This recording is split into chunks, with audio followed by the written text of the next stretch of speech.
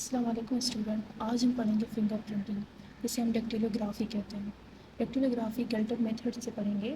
Sir गेल्टन एक British scientist था जिसने सबसे पहले साइंटिफिकली प्रूव किया कि फिंगर प्रिंट हर इंसान में यूनिक होती है और ये ज़िंदगी भर चेंज नहीं होती। अब हम पढ़ेंगे डेक्टिलोग्राफी। अच्छा, इस वर्ड का मतलब समझो। डेक्टियो मीन्स फिंगर्स और ग्राफी मीन्स एनालाइज या कोई नहीं स्टडी।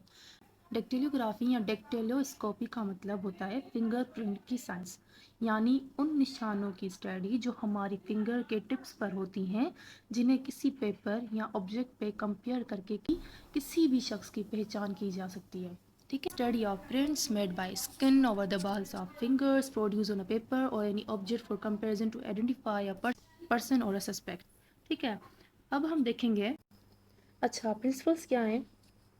स्किन और द बाल जिनमें टोज, फिंगर्स, पाम, सोल में जो स्किन होती है उसमें रिजिस और ग्रूव्स होती हैं। ठीक है। हर किसी का अपना करेक्टरिस्टिक पैटर्न होता है, मीन्स कि हर individual has a unique and permanent pattern. ठीक है। तो लाइफ टाइम ये हमेशा रहती है। ठीक है। परमानेंट ही होती है, यूनिक भी होती है। हर इंसान, हर इंडिविजुअल की अलग अलग फिंगर प्रिंटिंग होती है, अलग अलग रिजिस और ग्रूव का पैटर्न होता है। एडवांटेजेस क्या हैं? नंबर वन, तो एक तो ये शॉर्टेस्ट मेथड है। ठीक है। ऑब्जेक्टिव मेथड है। नंबर टू, मीन्स कि इसके लिए हमें सिर्फ इंक चाहिए होता है, और ना हमें कोई पाउडर चाहिए होता है, और ना हमें कोई ना पेपर चाहिए होता है जिसमें हम फिंगर प्रिंटिंग करें। ठीक है, इम्प्रेशन लें जिसमें।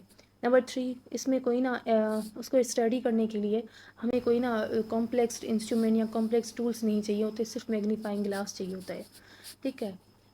और यही बात। ठीक है। No special instrument required to take print, no special instrument required to study, means records को हम ना इजीली रख सकते हैं। अब तो सारा सिस्टम हमारा कंप्यूटराइज्ड हो गया है, तो ना और भी एफिशिएंट हो देता है। ठीक है। और अब हम देखेंगे, हाँ, रिकॉर्ड हम ना, और ये रिकॉर्ड किसी भी वक्त किसी भी एक्सपर्ट के लिए अवेलेबल होती है, मीन्स की कंपैरिजन करने के लिए, यानी एक्सेस बहुत ईजी है। यानी एक और इम्पोर्टेंट बात कि फिंगर प्रिंट को ना फाक्स या डिजिटली ट्रांसफ़र भी किया जा सकता है। दुनिया के किसी कोने में भी रिकॉर्ड शेयर करना आसान हो गया है। ठीक है।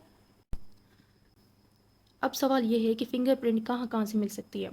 तो जवाब कि ऑलमोस्ट हर जगह जहाँ इंसान ने टच किया हो, लाइक पेपर हो, कोई यूटेंसिल हो, लाइक ग्लास कप वगैरह, फर्नीचर हो, जैसे डोर को, नॉब्स, टेबल, चेयर, जहाँ से फिंगरप्रिंट मिल सकती है। क्राइम सीन पर अगर कोई वेपन मिलती है, चाकू, गन वगैरह, उसमें होने की चांसेस होती हैं। कार की स्टीयरिंग व्हील पे भी फिंगर प्रिंट मिल सकती है। ठीक है, स्पेशली अगर किसी ने गाड़ी यूज़ की हो तो।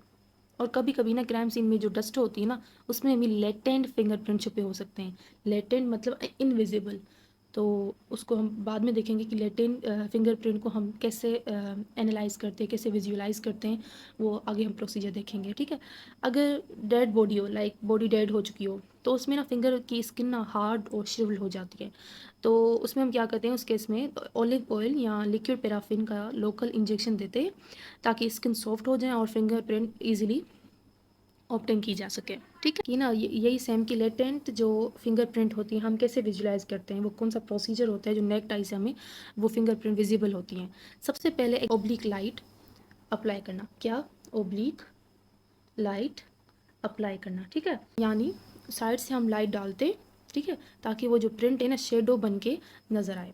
नंबर टू, फिर ना एक ये कॉमन फोरेंसिक टेक्निक है जिसे हम डस्टिंग कहते हैं, जिसमें फाइन एल्युमिनियम पाउडर लगाया जाता है प्रिंट पे, और फिर ना उसका क्लोजअप फोटोग्राफ लिया जाता है। ठीक है। और उसके बाद ट्रांसपेरेंट एडहेसिव टेप से उस डस्ट प्रिंट को लिफ्ट करते हैं। ठीक है। और उसे किसी ग्लोसी या स्मूथ सरफेस पे फिक्स कर देते हैं फॉर रिकॉर्ड। ठीक है। अच्छा, केमिकल मेथड भी यूज़ होते हैं, जैसे iodine fumes, onion hydrogen spray, जो प्रिंट को अमाइनो एसिड के साथ रिएक्ट करते हैं और ना उसे उन्हें विजिबल बनाते हैं।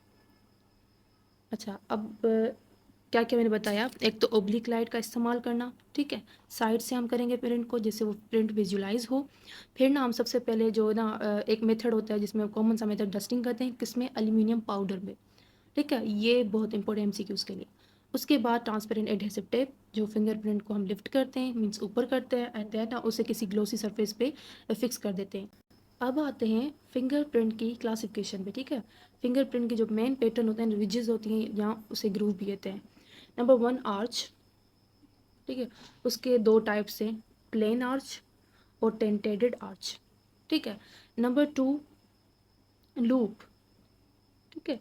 उसके अपने हैं अल्नर और रेडियल। ठीक है। और ना वॉल और कंपोजिट। ठीक है। ये 1 2 3 4 ये 4 क्लासिफिकेशन है। इसमें हम ना जो रिजेस होती हैं उसको हम क्लासीफाई करते हैं। ठीक है। अब जो मोस्ट कॉमन जो है ना हमारा, वो हमारा लूप होता है। ठीक है। और लीस्ट जो कॉमन होता है वो हमारा आर्च होता है, एमसीक्यूज पॉइंट। ठीक है। कंपोजिट में क्या है, मिक्स्ड पैटर्न होता है कंपोजिट का। और ना बहुत रेयर टाइप है ये कंपोजिट वाला। कुछ ना एडिशन भी होती है रिजिस के, जिसे हम कोर कहते हैं।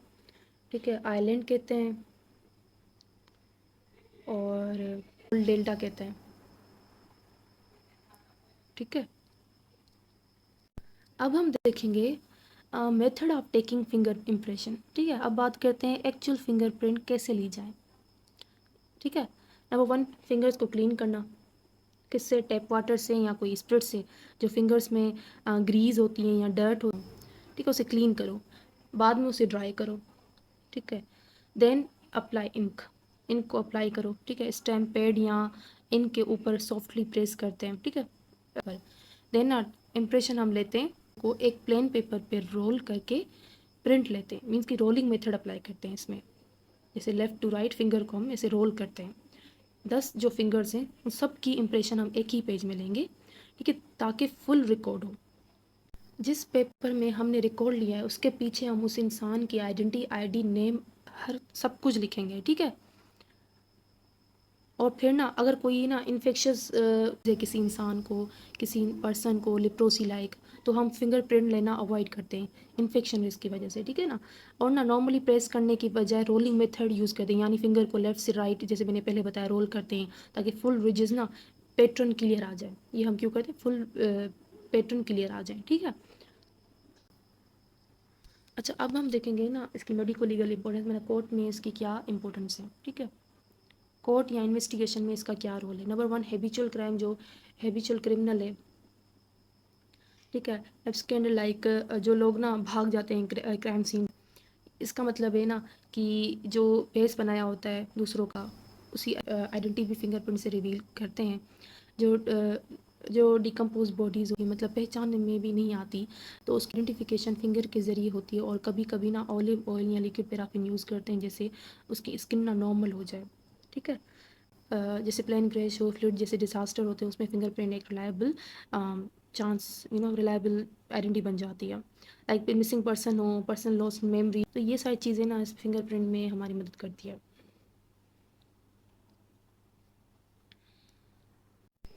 अच्छा, ये अब देखेंगे ना पिक्स में हम कैसे आइडेंटिफाई करेंगे ये कौन सा टाइप है जिसका। ठीक है। आर्च जो है ना, जैसे ये एक लाइन जा रही है तो वही लाइन कंटिन्यूसली नीचे आ रही है, ये इसे ना हम आर्च कहेंगे। टेंटेड, जैसे एक लाइन जा रही है और उधर ही मतलब दूसरी लाइन जाके एक पीक बना रही है। ठीक है। इसे हम टेंटेडेड कहेंगे। लूप, जैसे ये कर्व जा रहा है ना जिस साइड, जैसे आप थंब ऊपर रखेंगे इस रेडियल साइड जा रहा है। ठीक है। तो इसे हम रेडियल लूप कहेंगे। अब ये देखो, ये कर्व इधर भी जा रहा है और ना इसकी कर्व इधर भी जा रही है, तो ये मिक्स्ड है, इसे डबल लूप कहेंगे। ठीक। ठीक है। और वॉल, ये सर्कल होता है उसके मतलब सराउंडिंग में से सर्कल होते हैं, जिसे हम पहचान सकते हैं ये वॉल है। और ये मिक्स्ड है, जैसे ये कर्व भी आ रहा है और मतलब सर्कल भी हैं, कर्व भी हैं, तो हम ये कहेंगे मिक्स्ड है। अब हम देखेंगे मार्क्स को हम ना सेव कैसे कर सकते हैं। ठीक है। देखते हैं। नंबर 1, इसे ना brush it with aluminium powder. सबसे पहले जहाँ पर फिंगरप्रिंट का शक हो ना, उस जगह को एल्युमिनियम पाउडर से सॉफ्टली ब्रश करते हैं। ये पाउडर रिजिस पे चिपक जाती है। ठीक है। और ठीक है, जैसे ही पाउडर लगता है ना तो मार्क्स विजिबल हो जाते हैं।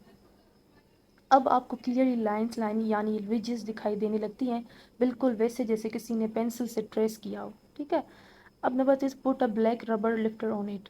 अब ये कह रहा है, अब हम यूज़ करते हैं एक ब्लैक रबर लिफ्टर या फिर ट्रांसपेरेंट लिफ्टिंग टैप होती है। इस टैप को केयरफुली फिंगरप्रिंट के ऊपर लगाते हैं बिना हवा के, बबल्स के। ठीक है। तो जब टैप उठाते हैं ना तो फिंगरप्रिंट का एग्जैक्ट पैटर्न टैप पे ट्रांसफ़र हो जाती है और ना ये निशान अब आपके पास सेफ हैं आगे एनालाइज के लिए। ठीक है।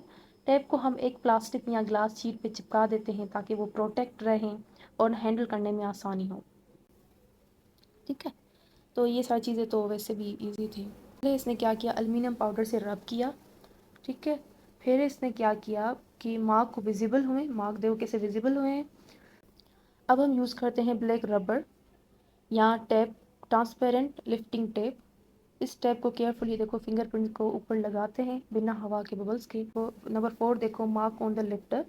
ठीक है, फिंगरप्रिंट को एग्जैक्ट पैटर्न टेप पे ट्रांसफ़र हो जाती हैं और ये निशान ना आपके पास सेट होते हैं आगे एनालाइज करने के लिए। और ये देखो ना, ये सारी ठीक है ग्लास शीट में हम चिपका देते हैं और ना ताकि वो प्रोटेक्ट रहें, हैंडल करने में आसानी हो। और फिर ना ये फिंगरप्रिंट FIRs मतलब ऑटोमेटेड फिंगरप्रिंट आइडेंटिफिकेशन सिस्टम या किसी भी मैनुअल कंपैरिजन के लिए आप इससे क्रिमिनल को ट्रेस कर सकते हैं या किसी अननोन आइडेंटिटी को कंफर्म कर सकते हैं इस चीज़ से। ठीक है, चलो, अल्लाह हाफिज़।